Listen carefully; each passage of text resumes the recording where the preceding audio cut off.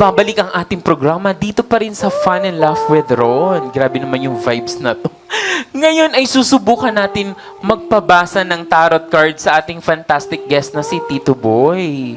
Tito Boy, pwede niyo po ba akong basahan? Ayan. Ito nga, cartomancy card. Ay, pili ka ng tatlo. Tatlo.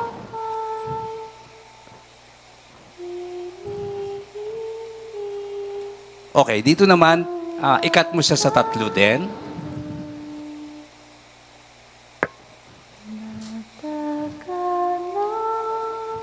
Kuha mo ko na isa dito.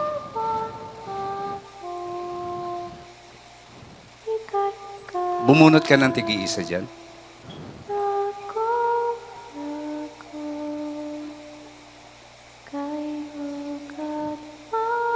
Bigay mo sa akin. Okay, simulan natin, ha? This is the three cards na past, present, and the future.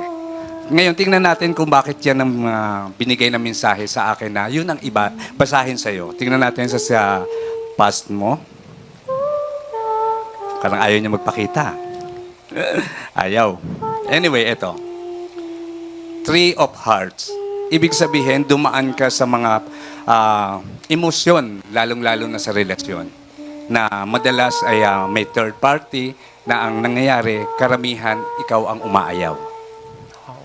Okay. Ang mensahe sa'yo ng tarot card, pakibasa mo.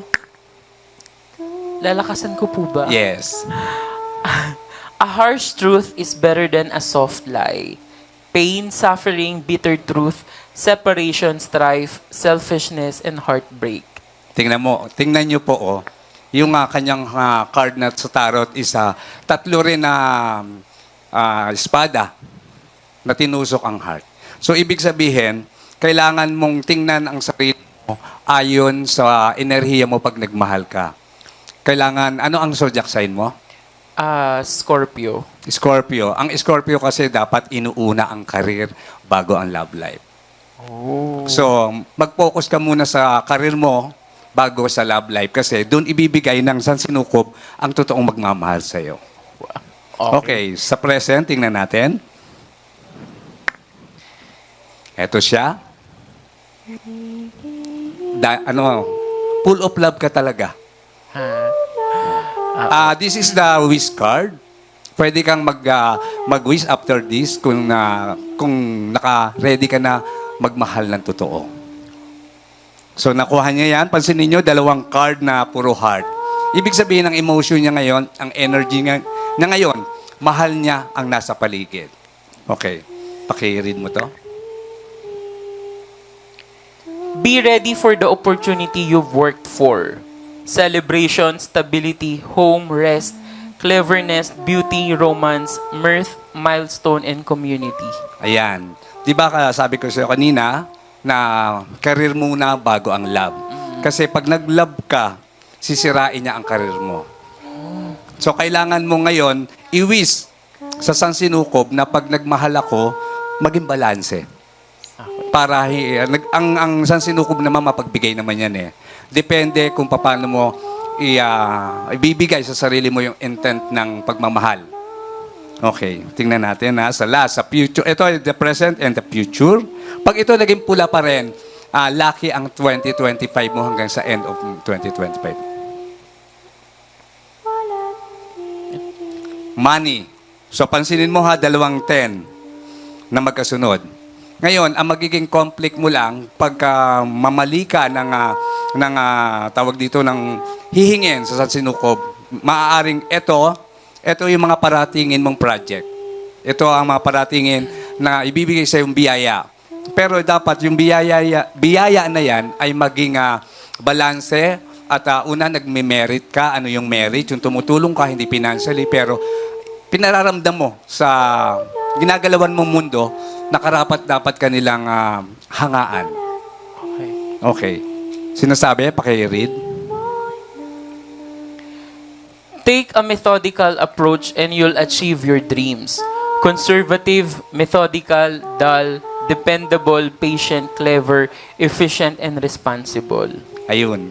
Sinasabi sa'yo sa future mo, kailangan maging mapagpakumbaba ka, Dahil ikaw, ano ang date ng birthday mo sa, sa pagiging Scorpio mo? November 9 po. 9. Aalisin mo yung attitude mo na masyado kang dominant.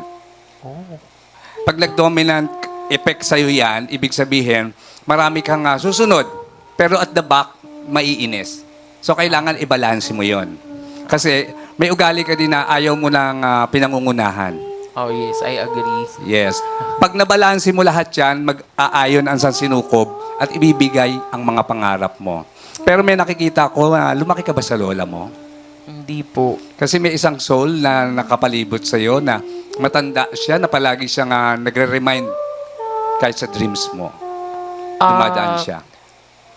To tell you honestly po, Tito Boy, yung sa past na 3 tusok ng heart, Oo.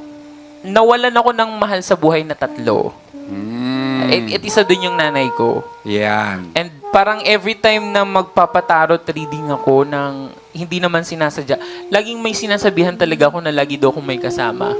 Yes. Yun din yung laging sinasabi. Ngayon, kailangan mo kasi mag-merit sa mga soul eh. Kailangan mo silang ipinagdadasal, ipinamamas, ipinamimisa, pumupunta ka dun sa at pinararamdam mo na mahalaga sila. Lagi naman po. Kasi kung sa mga nakasubaybay po sa akin, talagang walang mintis sa tuwing may birthday sila or any occasion po. Lagi naman akong dumadalo sa cemetery. Siguro may mga pagkakataon lang na nakakalitaan kapag ka-busy, pero I'll make it to a point na pinaparamdam ko through prayers.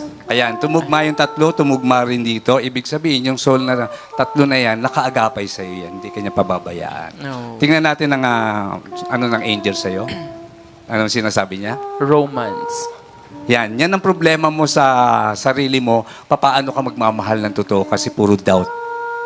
Oh. So, kung ano yung ipinakikita na enerhiya ng pagmamahal sa iyo, yun na ibabalik din niya sa iyo. Okay. Grabe naman yun. At grabe talaga naman ang nakakahanga ang ating psychic at fortune teller na si Tito Boy. Na-speechless ako dun, ha? Pero bago tayo matapos, saan po ba nila kayo maaaring makita at makontak para sa mga gusto ring magpakonsulta or tarot reading at meron po ba kayong gustong pasalamatan at i-shout out, Tito Boy? Ayan, ito yung pagkakataon ko na magpasalamat unang-una sa programang ito, Fun and Love, na nag-guest ako. Ngayon po, maaari niyo po akong mapanood. Okay lang i-promote ko yung aking Yes po, yes po. Every Tuesday po, 5 to 6 p.m. sa Euro TV Philippines, ang title ng show ko, Hula at Hiwaga. And then meron din po ako nilipat ko lang ng Monday kasi yung Saturday.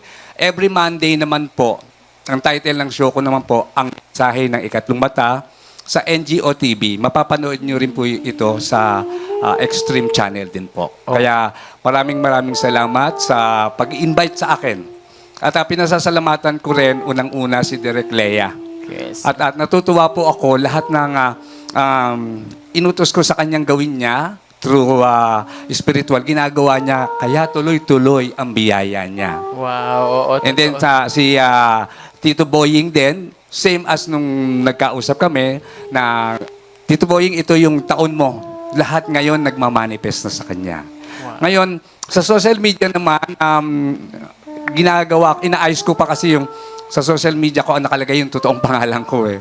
Pero, ano nyo lang ako yung Alfredo Ortañez Norio Jr., i-add nyo lang ako and then mag-message lang kayo sa akin, mag-usap tayo kung gusto niyo magpa-reading, nag-cleansing din ako ng bahay, nag-aalis din ako ng mga negative, nagbibigay ako ng good energy, ng abundance. May mga client din ako na mga companies na nagtitiwala at salamat sa pagtitiwala, lalong-lalo na si Miss May Manuel na nagbibigay ng client sa akin.